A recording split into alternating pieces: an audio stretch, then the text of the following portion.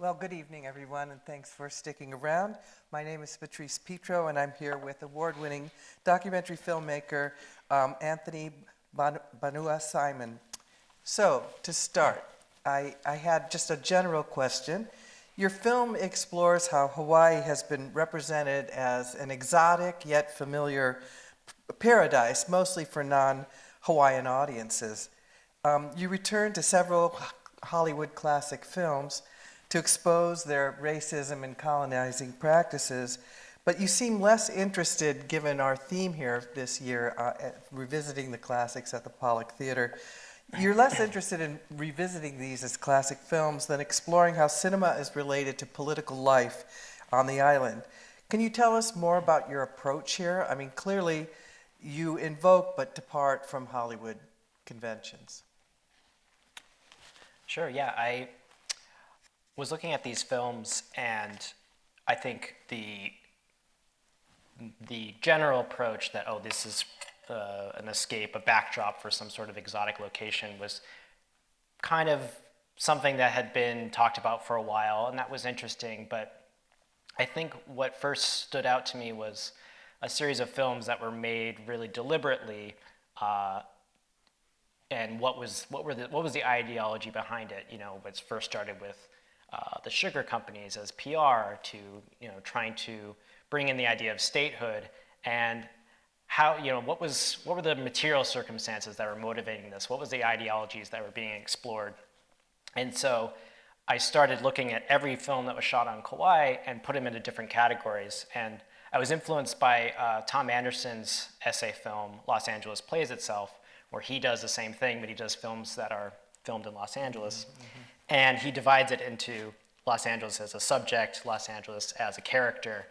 And so that's where I started to kind of break it down as, okay, is Kauai, is the labor movement being addressed in this era, or is it representing another country, another place that doesn't even exist, that's tropical, mm-hmm. and worked through there. And I wanted to use that as a framework to kind of as work in parallel with these other material histories that were interesting to me. And I never knew exactly how one would comment on the other, so I always kind of kept them as these separate timelines. So someone that I would talk to would suddenly bring up a film that I had never thought about, and I would kind of see if they would play off of each other. And these films are, I don't want to discredit them because they're dated or they have dated representational of people, but they're films that have nuance and have their own life, and people have complicated relationships to them, especially people born and raised in Hawaii that may have a conflicted nostalgia where they see a place that they're associated with and they take what they can from it. So I wanted to not completely discard the films, but kind of work them in the kind of the initial energy that they had, and how to use kind of the thrust or some of the kitsch value as an entry point to things that are kind of harder to talk about, hard to break into. How to talk about sovereignty politics and labor politics, and have Elvis included somehow, and as kind of a tease to bring you in, like, oh, what was going on. I think that, yeah, no matter how these productions were controlled, they still had these moments of rupture, of things they can't control. That kind of, I was always looking for these little moments that kind of slipped outside of the frame, and how I could rechannel that, recontextualize what was going on. Yeah. Well, it leads me to my second question. Because what comes into view over the course of the film are the historical relationships between the plantation economy, the film industry, and tourism. Clearly, the practices of racial segregation innovated on the plantation carry over to the film industry. Your great-uncle Henry, for instance, side hustles as a driver and fixer for film crews, even as he's working on the plantation and contending with strike actions. Can you tell us more about your interest in exploring these intersecting economies, or they're intersecting and they're also historical, of plantation, film, and tourism. Yeah, I think what connects them all is they're extractive, where they're taking something and it's not a regenerative process. So sugar, it's breaking down the cane, refining it in California. For Hollywood, it's shooting on the location, editing in California, and it's something that even to this day, the productions aren't really. That's still the general thrust of how films are made. The crew comes, then they leave. Sugar that was done in this way that was not sustainable to the land, and then it moved on. And then tourism, it's the same thing. It's not they have to ship in food and supplies to supplement the tourism influx. And I think that there was, with my great uncle, and also you see his friend, the labor leader at the time, there was no expectation that their experience would really be explored in any way. They were just kind of, they would accommodate this crew and the story they wanted to tell. And they didn't really think twice about, when I speak to Ernesto, it's, I ask him, is there I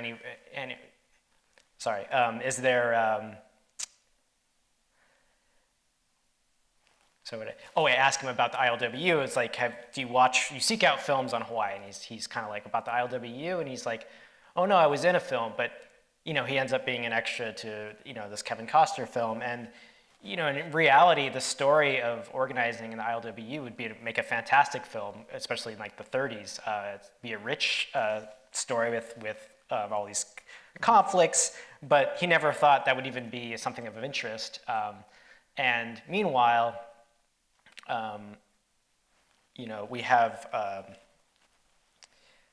Mike Faya, who's talking about, my family's very conscious of how we're presented on film, because he expected to see himself or some form of his family or his interests or his background reflected in these films, either through Diamond Head, or he talks about The Descendants, which he saw himself as part of this amalgamation of the Descendants is the film with George Clooney, and it talks about this the owner having this conflicted relationship as being a landowner on Hawaii, and he saw, this is a conflicted thing, and he saw his whole story kind of reflected. But so that was interesting to see from that point of view. Mm-hmm. Well, as a documentary, your film is replete with all manner of documents, photographs, historical photographs, archival materials, oral history and testimony, excerpts from classic Hollywood films that we've discussed, family and home movies, and so on. But it's the absence of a record, that of your great Uncle Henry's performance in Cane Fire, that becomes the kind of engine for the film, the search. Why was the absence of this film important to your exploration of political life in a settler colony? Why was that the trigger for you, or the? Yeah, I think it started with, again, looking at all the record of all the films shot on Kauai, and it was known that there was this lost film, and it was filmed on this plantation, and Lois Weber, of all things. And Lois Weber, yeah, and her story, and which, if you're not familiar with her work, definitely someone you should seek out as a pioneer filmmaker. This was her last film, her first talking film, last film. I don't think, people are still looking for it. I'm sure it'll be found eventually, but so far it's still lost. And there was a lot of people that were actively seeking it out for different reasons, because whether it was the family that hosted the filmmakers, or film historians, or people that wanted to know what was as a record of what plantation life was like then. And so it kind of became a way to, a talking point to conversation starter, to be like, oh, you've heard of this film? And then we would talk about films, and then, well, what's your association, or what films do you think of? And so what started as kind of this detective mission kind of broke away because it didn't really matter eventually if it was found or not. It was more like the journey, I guess, Right. along the way. And so that's kind of how it came about, and what kind of was the through line. Well, the film has a critical tone throughout, but its sharpest edge comes when you imagine an alternative ending to the lost film Cane Fire, where the plantation isn't burned as the result of a lover's quarrel, but as the result of an island-wide uprising of indigenous people and migrant workers. It's an unapologetic and obviously very incendiary moment in the film that turns various Hollywood productions against themselves in the service of a radically different political agenda. Can you tell us more about that? Sure, The yeah. alternative ending.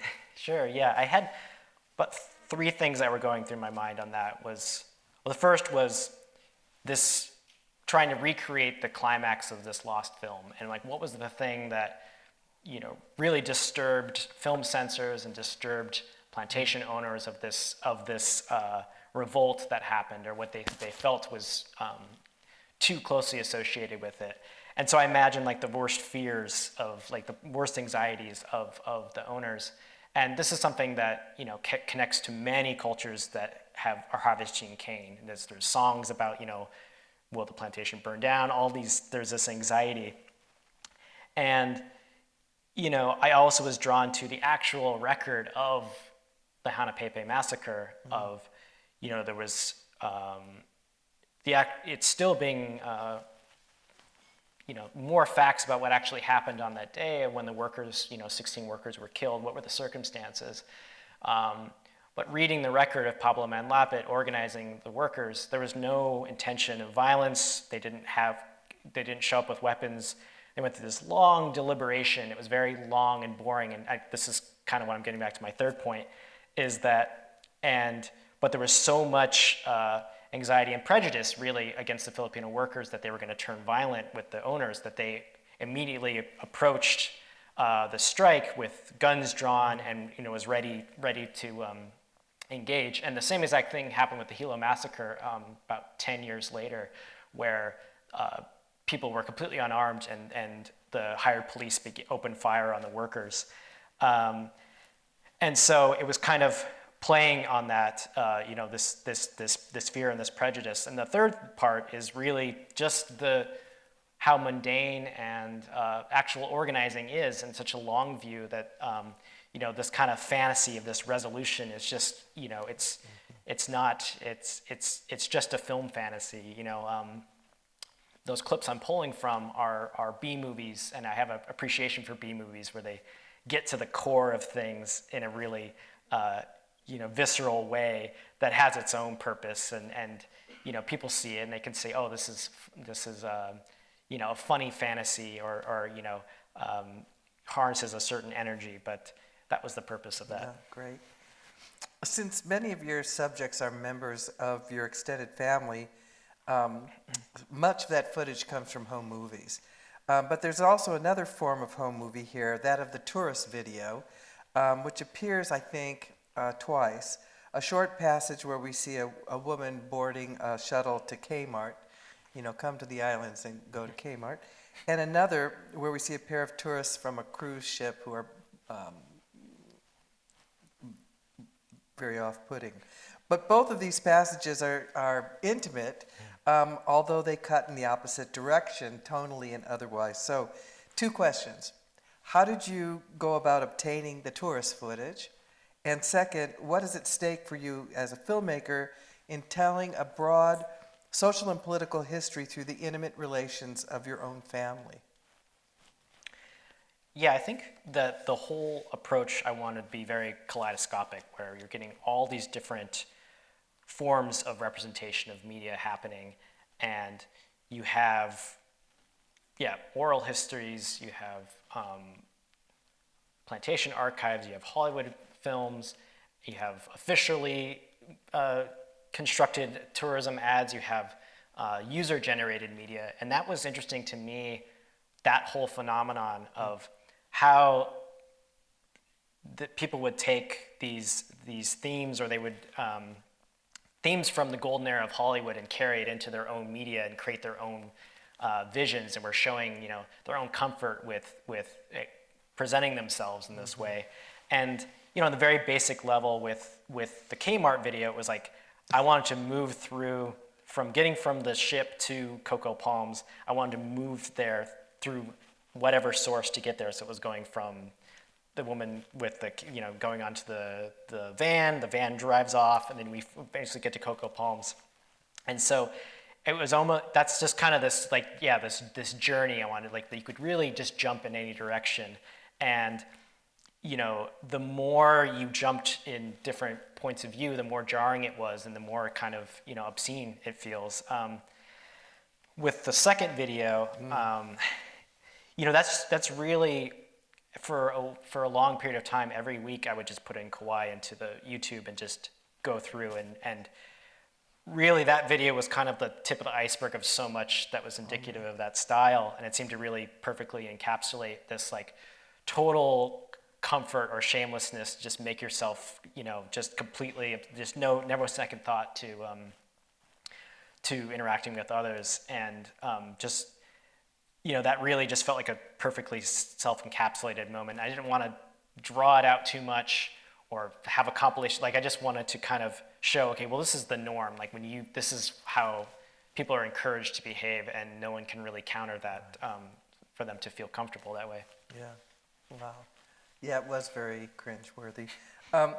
You show how the powers of colonialism flow not only through historical processes, but through intimate relationships, to follow up on what we were just talking about. To take one example that stands out for me, it's when you interview the president of the Realtors Board, Chad, what's his name? Anyways, his name is Chad. He gets emotional when speaking about his move to Kauai, telling you that even though he's never been there before, the second he arrives, he knows he's home, which is then amplified by the story he tells about being embraced by a local woman, and this is what actually makes him get emotional. This deep sense of affection and connection, of course, then transforms into a life built around possession. The president of the Realtors Board tells us something like 50% of the housing units on Kauai are either second homes or investment property, and we see a little of that. Can you say more about how these intimate and personal feelings, and by various players in the film, feelings of affection, love, and care relate to the structural domination of colonialism? Because he seems much like the tourist that you're talking about in the random video you found on Google with them, him pretending to sing in the language and just being very obtuse. And here you have this guy, the president, he's very emotional, he's not doing it for business or to make a living. This is because he cares. Could you say more? Yeah, so Chad Deal, his name Yeah, is. that's right. I kept thinking Chad Deal. I kept thinking Bad Deal. Yeah. But anyways,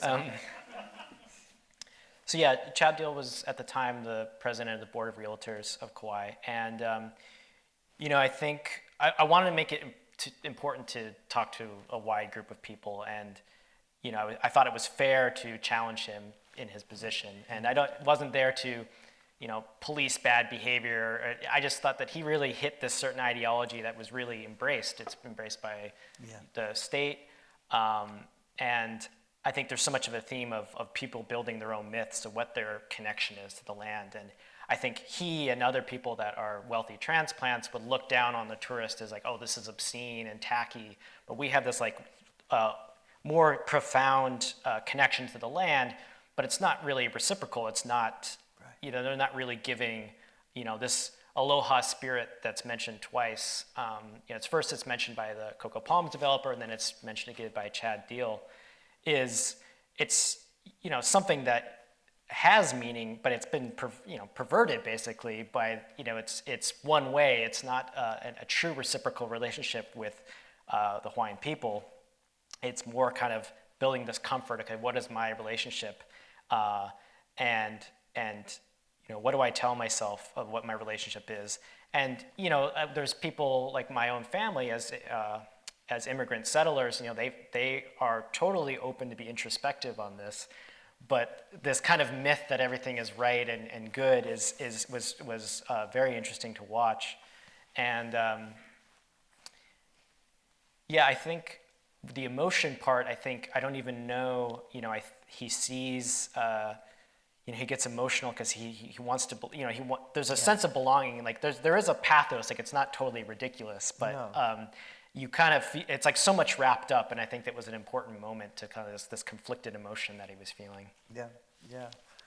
Since you made the film, Hawaii has experienced a devastating fire event with the catastrophic wildfire that hit Maui and more or less destroyed the town of Lahaina. I wonder if you could help us understand your film in this new context. Is there a difference or a connection between the fire you imagine in your film and the so-called wildfire that so devastated Maui? Yeah, so there was a recent wildfire in Lahaina that over 100 people were killed. It was still, people are still displaced. There's thousands of people that are actually living in hotels that lost their homes. I have 2 cousins that lost their homes. Everyone is safe, but yeah, it impacted a lot of people, a lot of Native Hawaiians, a lot of Filipino homeowners, and it's still ongoing, so I don't want to comment on, I didn't spend much time in Maui, so I don't want to speak too much beyond, but to link to, I guess, the film you just saw thematically, that Alexander and Baldwin, one of the big 5 sugar companies that I follow through 4 generations on Kauai, they were the major landowners on Maui that are directly implicated in this fire because once that the sugar company closed down, they just left the fields with this, very flammable grass. Temperatures have gone up because of climate change, and so now there's way more fire risk than there used to be in the previous years. And so it's a mix of that, and also,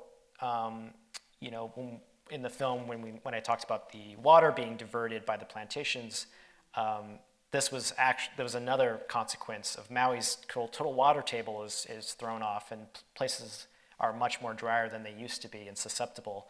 And there was a conflict with uses of the water still to this day. Many of the plantations have just, instead of returning the water to ancestral families, they're actually just diverting it to another extractive economy. Is it a golf course? Is it tourism? Or hotels? And so that was really in a wider scope. I don't want to, it's very fresh, but these are kind of these bigger themes that people are grappling with, and people are more apt to draw these connections, I think. And unfortunately, on top of that, the realty, it's so predatory. When after the initial fire was put out and the properties were still smoldering, they had realtors come in and really try to offer buy people out of their property and take advantage of the situation. Very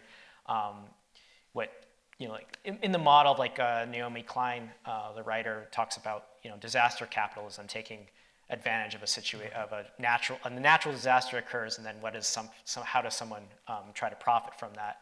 So that's something what they're dealing with right now, and it hasn't been resolved yet. And the people that were displaced are still, they froze rent for a while, but it's still being negotiated how they're going to be taken care of. And yeah. Wow. Let's talk a little bit more about the tourism industry, which is now the dominant industry on the islands. For instance, what do we make of Uncle Larry, who was a plantation worker, but who ends up as an entertainer at the Cocoa Palms and even plays music at the announcement of the hotel's redevelopment, which is a little bit troubling, given that the narration accompanies it from the young activist maintaining an occupation at the site. As a documentarian, how did you go about keeping this space of negotiation and complexity open for your subjects, even as you obviously develop your own line of critique? Yeah, Uncle Larry, Larry Rivera, I have a lot of respect for, and he has such an amazing life. What an incredible story, and he's, you know, he unfortunately passed away earlier, but He promises at the beginning, he just keeps getting awards. yeah, and that was, yeah, he's just that humor that he has, and graciousness, and he's just a really loving person. And you know, I think everything he says comes from a place of love and concern for people. He's seeing this suffering, and people saying, okay, we need to solve this by jobs. We need jobs this is the way we're going to solve this issue, because that's how he grew up, and he thought this is the way to the best approach. And you know, it was hard when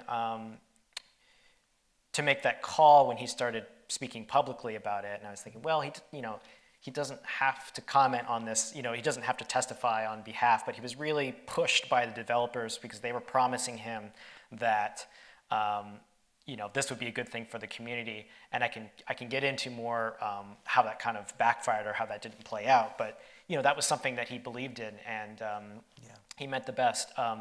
I think it's funny when I was showing it to local audiences in Kauai, when they saw Larry Rivera, they were, you know, like everyone loves Larry. And then I was like, when it came to that part in the courtroom, it wasn't this betrayal or this sudden turn or nasty feeling. It was kind of like an uncle that you loved, you know, says something embarrassing at Thanksgiving, or you know, and they were just like, oh, okay, that's, you know,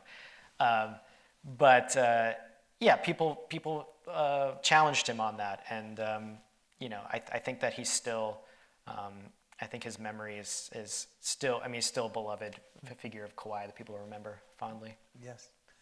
So the cocoa palms is such a rich and important symbol for the film.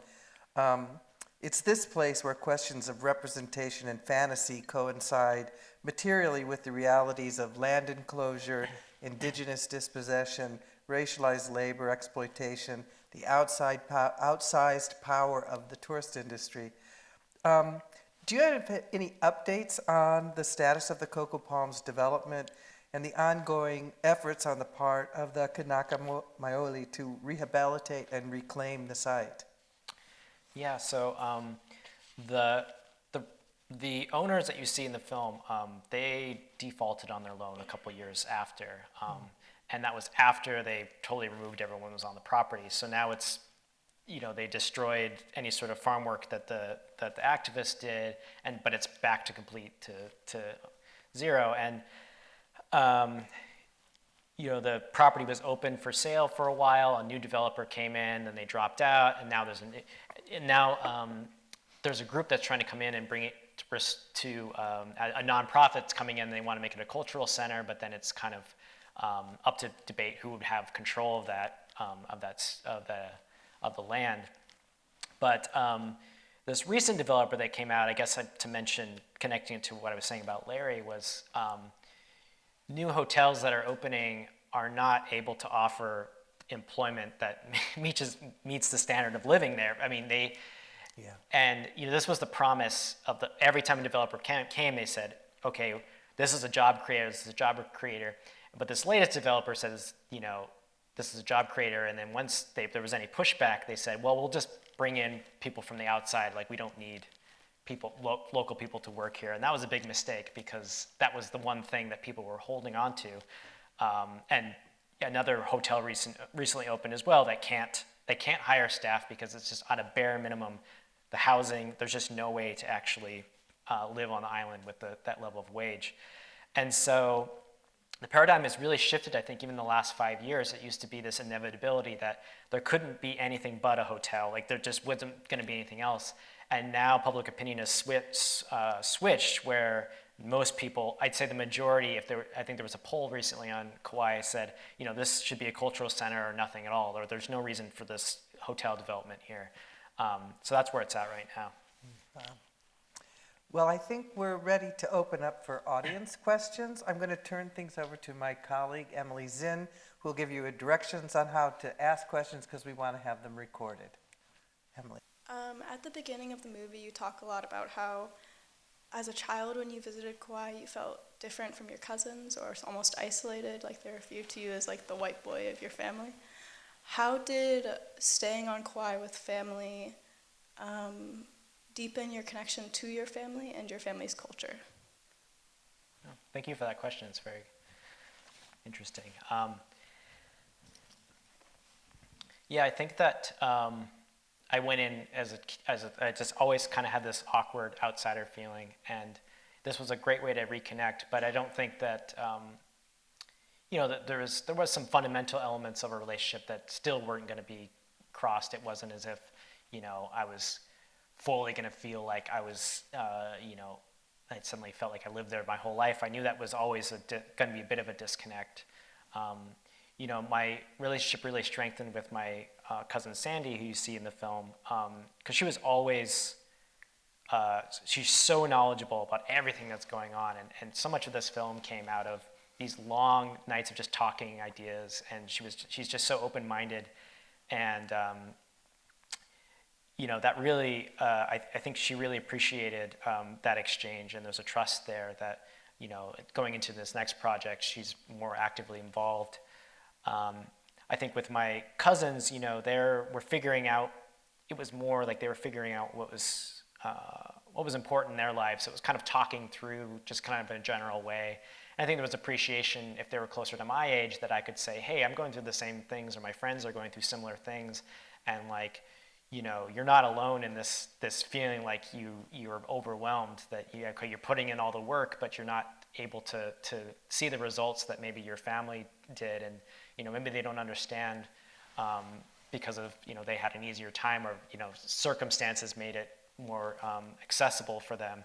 So I think there's an appreciation now, and more of a trust. But and of course, with my great uncle Henry, he and I immediately got along because we saw very eye to eye politically, and he was someone who would always just again, like to my cousin Sandy, just was, even at his age, was just totally open-minded and let me kind of share my side, and he was just always actively learning and actively curious. And it was something that I really appreciated, and it helped me connect to other people on the island and more family members. So in the earlier part of the film and stuff, you use a lot of archival footage and images and documents and whatever. So I was kind of wondering, what was your process in sort of finding these documents and then implementing them into the film? Yeah, there was different routes and different sources. Some of it was because this was such a long filming process, was almost like a crate digging for samples, where someone would say, hey, I got this great group of photos that you can use, and I didn't know what if it fit into the film, but I always filed it away, in a very vast archive, and didn't know how it was going to piece together. But for Hollywood films, it was finding out online the downloads and then replacing them eventually, but having this kind of, this basic archive to pull from.